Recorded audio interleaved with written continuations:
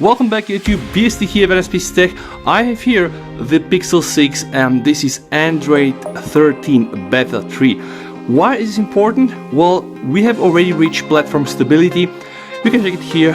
What does this mean for everybody out there? And mainly for the developers. This means that Android 13 is now in the hands of the developers. They are more than welcome to test all their APIs, their tools, their applications, and etc. So, the version that we have right now, for the very first time, guys, we can just see here, it is Android 13, right? So you can just see in the previous versions like the Beta 1 and the Beta 2, here we had the Android Tiramisu. Right now it is Android 13. Android version Android 13. Let's try to see if we have an updated Eastern egg. So not, this is still the one from the previous Android 12, but we are now here. And because that's already the third beta, don't expect too many changes. Now, in fact, when you are reading the Google announcements, yeah, there are not really a lot of things, but still there are some new changes and I want to show them to you. And the first thing actually is very, very obvious, something that apparently Google is kind of copying or mimicking Apple's iOS and iPhones is here, this navigation bar, right? This really wasn't so big in the previous version. Right now, it has become so big, it's almost like using an iPhone, and it doesn't really feel that bad. But let me just show you something, guys. When you're trying to open your application, it will introduce this black bar there, and although I have to agree it is still convenient to be used, yeah, and some of these applications like Telegram as well, it doesn't really look that professional. Let me try to open also Gmail and show you. In Gmail it's integrated quite nice, but the moment you open Facebook, you're gonna get this black bar here, and the same happens apparently also if you are using Telegram. Okay, right now I'm using a dark theme, but if I'm to switch to a white theme, you're gonna see it there. So for me, that's a bit annoying, although I have to say it's now very much convenient. So if you are using an iPhone, etc., and you probably decided to buy the latest Pixel 6a when it's to be released, or the Pixel 7, yeah, maybe it's gonna be a bit easier for you because this will feel a bit more common if you are coming from an iPhone. But okay, this is change number 1. And as I told you, there are not really a lot of user-friendly changes. What do I mean by saying this? Changes that we can just feel and see, so touch with our hands and see with our eyes. But something, guys, is back, something that was really missing from the Beta 1 and Beta 2. So let me introduce back to you the universal search. So you are now able to not search only application, right, but also searching, for example, the web. So let's say I'm going to type right now Obi-Wan Kenobi, which is actually a thing, okay? And you're going to see you have the search on Google option, search on YouTube, search on Maps, search on Play Store, and search on settings. So how does this work? Very easy. Click here, boom. You're gonna get directed to this. And this is very, very convenient. Also for your applications. Let me just try to test something. This was not working in the previous beta.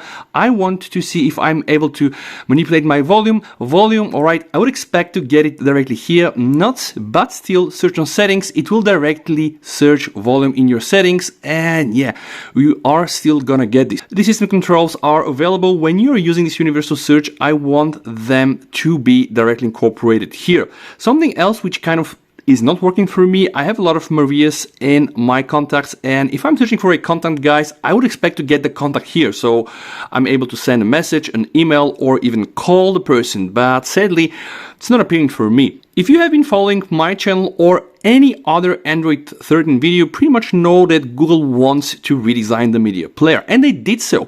First, probably this is the most noticeable change. They introduced here this floating kind of like sperm bar, which I have to say I kind of like, because you pretty much see how much you've listened from a song. Then of course you're able to like the song. You can also move to the next song, etc.